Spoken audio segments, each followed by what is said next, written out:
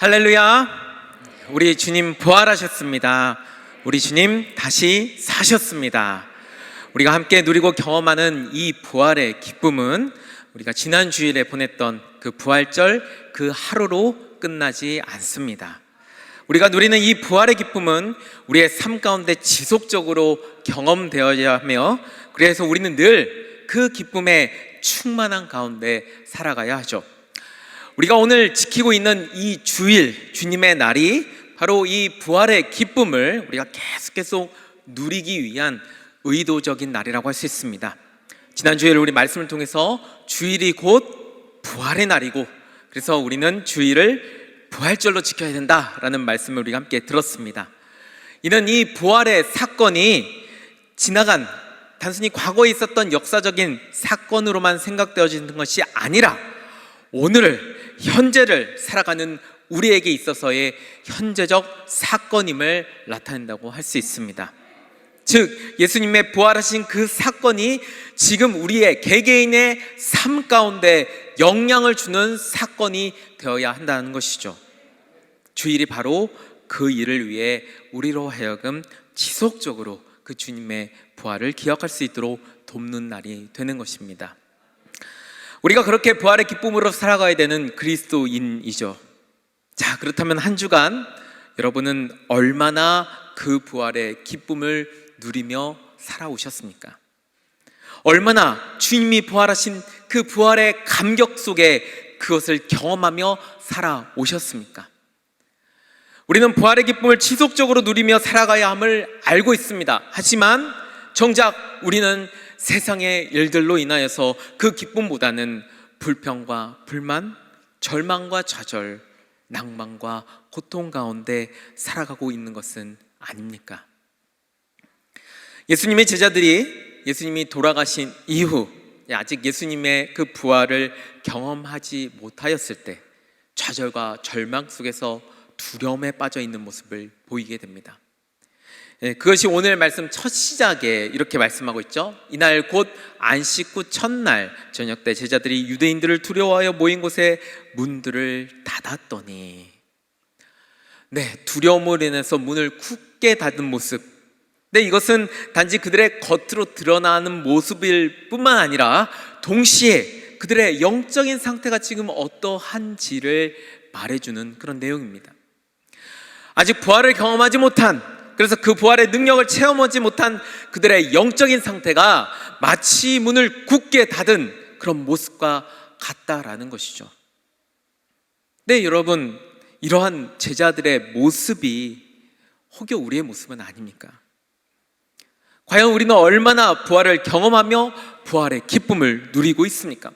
만약 우리가 그 기쁨을 누리지 못한 채 이 제자들의 모습처럼 문을 굳게 닫은 그런 영적인 상태라고 한다면 우리 역시도 부활을 경험하지 못한, 부활의 능력을 체험하지 못한 삶이라고 할 수 있을 것입니다. 단지 머리로만 아는 부활, 과거에 일어난 역사로만 인식하는 부활이라고 한다면 우리는 진정한 부활을 산다고 할 수 없을 것입니다. 오늘 말씀에서는 그런 부활을 모르는 제자들에게 다가온 예수님의 모습을 보게 됩니다. 그렇게 그들에게 다가가셔서 진정한 부활의 삶이란 어떠한 것인지, 어떻게 해야 부활의 능력을 경험하며 살아갈 수 있는지 예수님의 말씀을 통해, 또 예수님의 행동을 통해 보여주시게 되죠. 결국 진정한 부활을 살지 못한 우리에게 회복해야 될 것이 무엇인지, 어떠한 삶이 부활을 살아가는 삶인지를 보여주고 있는 것입니다. 먼저 부활을 사는 삶은 평안을 누리는 삶입니다. 평안을 누리는 삶. 오늘 말씀에서 부활하신 예수님이 제자들을 처음 만나셨을 때 평강이 있을지어다 라고 인사를 하죠. 우리 지난주에 말씀에서는 주님께서 처음으로 여인들을 만나셨는데 그때는 평안하냐 라고 또 인사하셨습니다. 사실 이 평안하냐, 또 평강이 있을지어다, 이 인사, 샬롬이죠. 이 샬롬이라는 이 인사는 지난주에도 말씀드렸지만 유대인들에게 있어서는 가장 보편적인, 가장 일반적인 인사 방법이었습니다. 자, 그런데 특이한 점은 이 인사를 예수님이 부활하신 이후의 내용에서 의도적으로 기록하고 있다는 점입니다. 복음서에 나타나고 있는 일반적인 예수님의 사건에서는 이 인사의 내용이 잘 나타나지 않습니다. 왜냐하면 일반적인 그냥 평범한 인사였기 때문에 생략하고 그냥 넘어간 것이죠.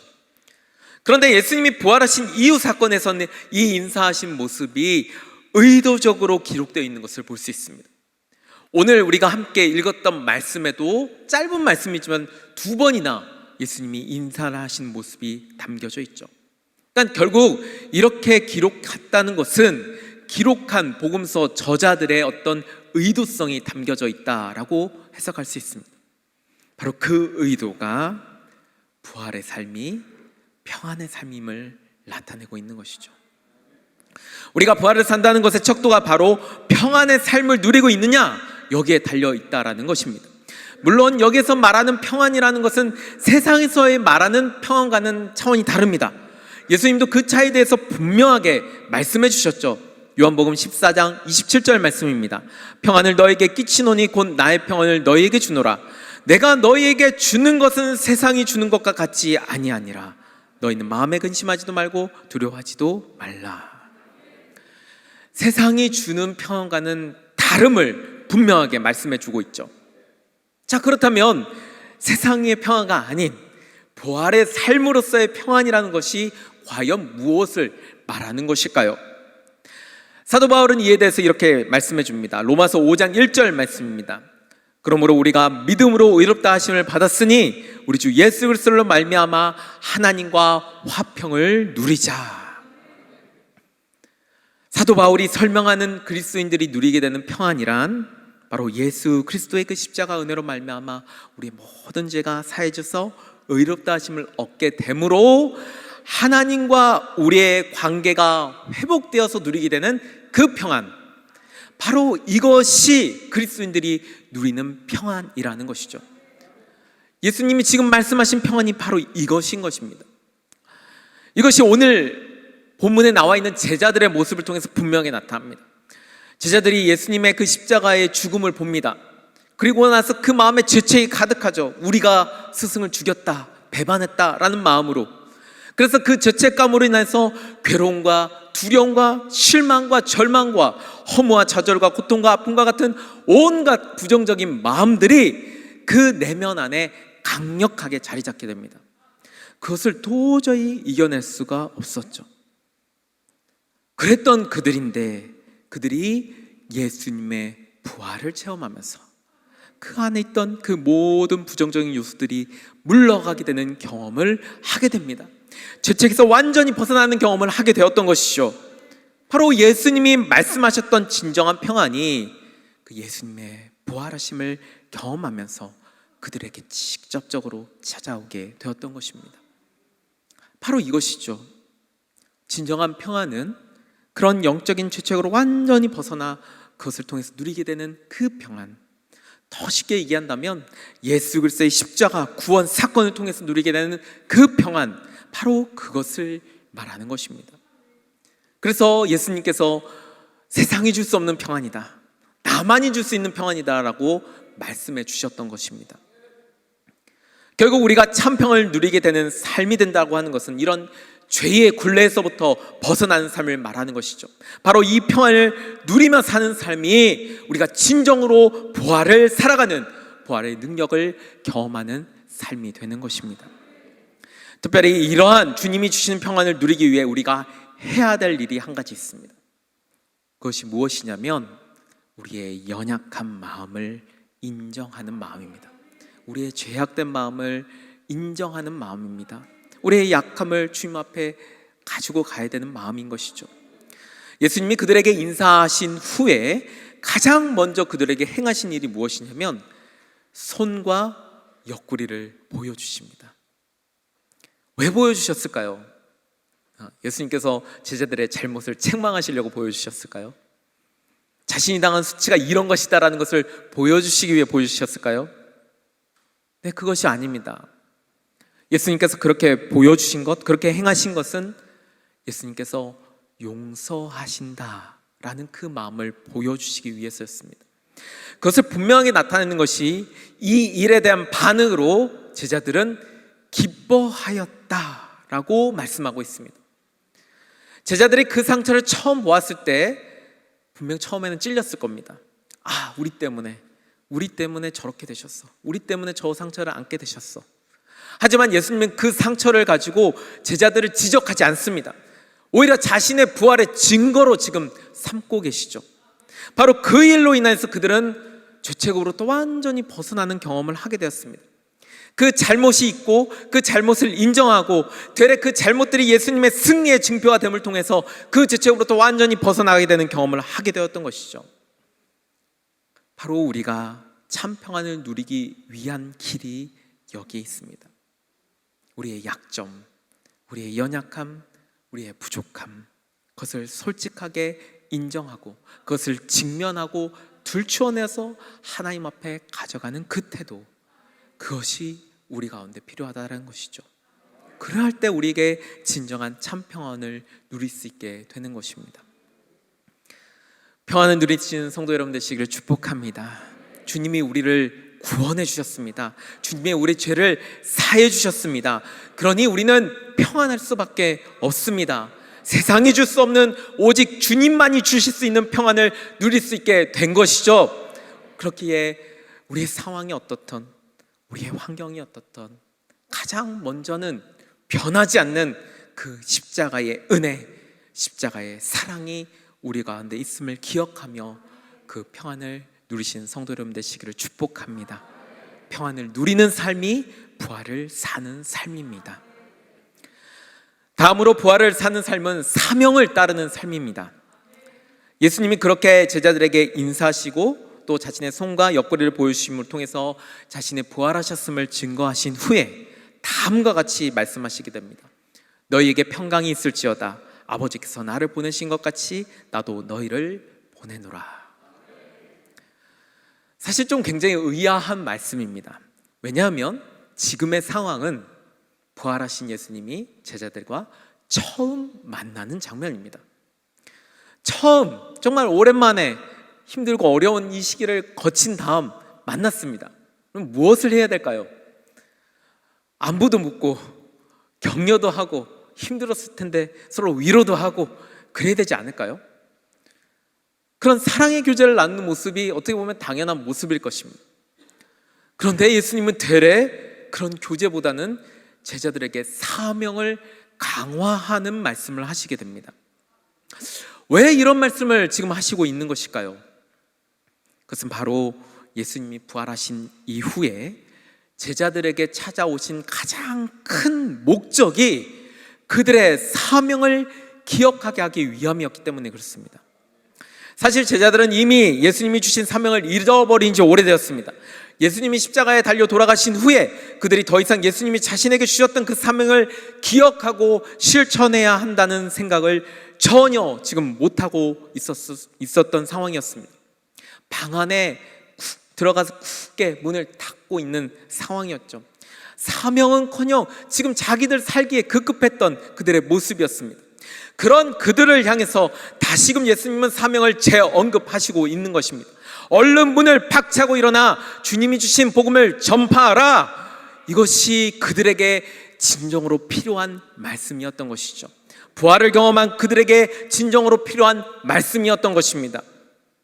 결국 사명의 삶이 그들을 부활의 삶으로 이끌어 갈 수 있게 되었던 것이죠. 우리가 부활의 삶을 살지 못한 이유가 바로 여기에 있습니다.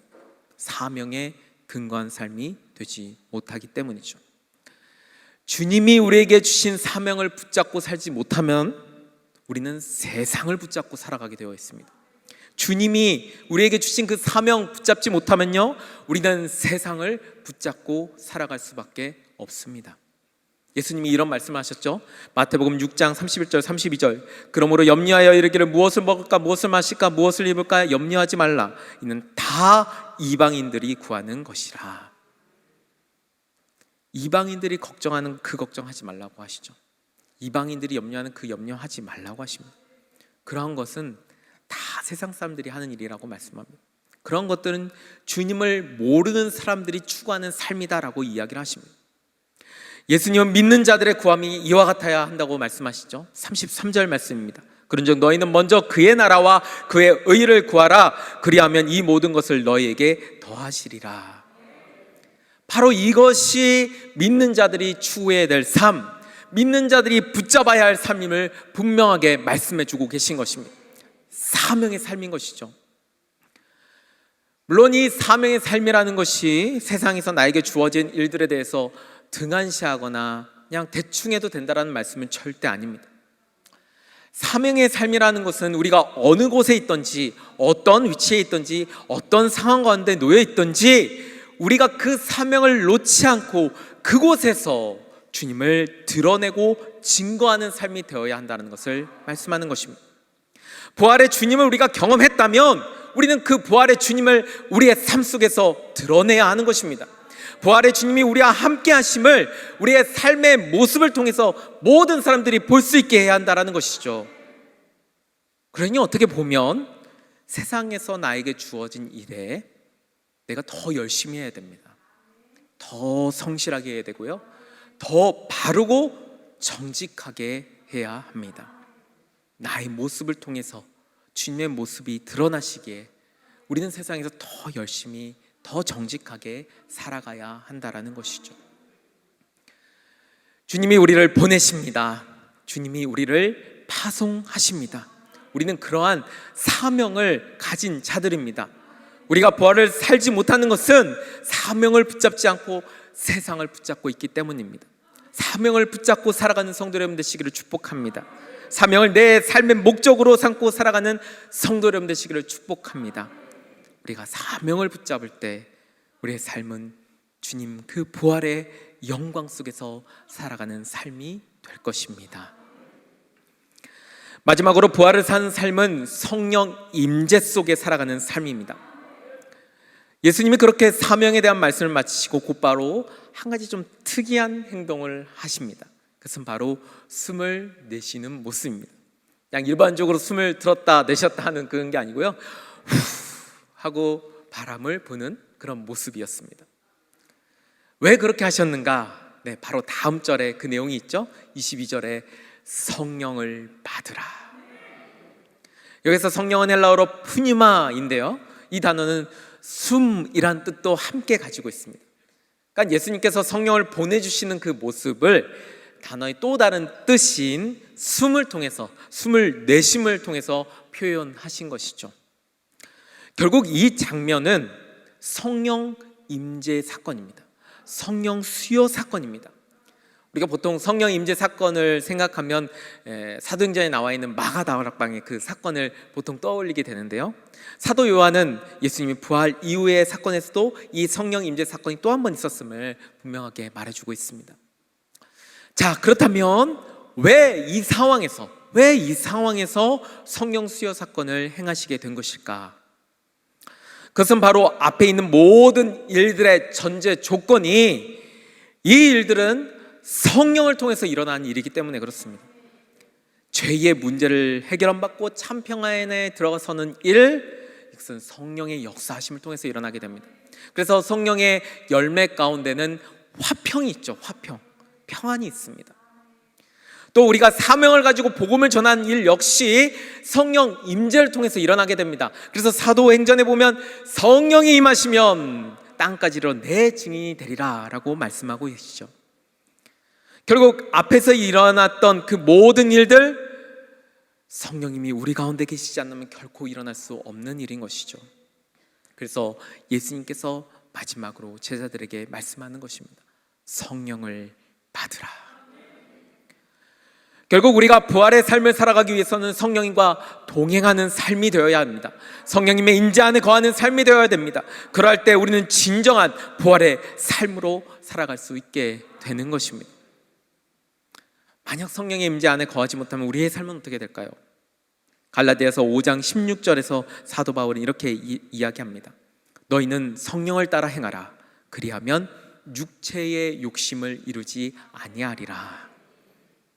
즉 성령의 임재 안에 거하지 않는다면 결국 육체의 욕심을 쫓아 살아가는 삶이 될 수밖에 없다라고 말씀하고 있는 것입니다. 이는 우리 앞에서 보았던 그 제자들이 죄책에 시달리며 문을 굳게 닫았던, 두려움에 빠졌던 그 모습과 같은 모습이라고 할 수 있습니다.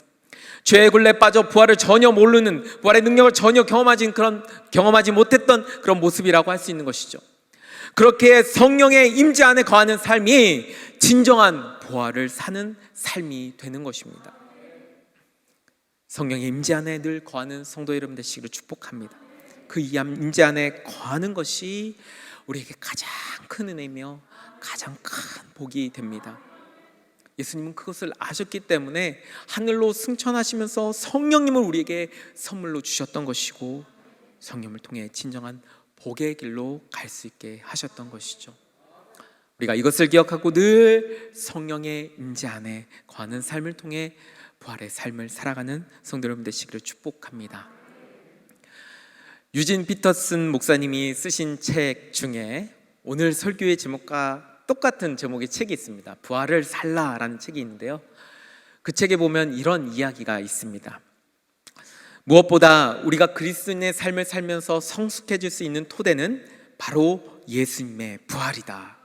살아계시고 현존하시는 예수님, 우리의 도움이 필요 없었고 우리의 견해와도 상관없었던 예수님의 부활을 생생하게 인식해야만 우리의 성장을 직접 책임지려는 태도를 극복할 수 있다.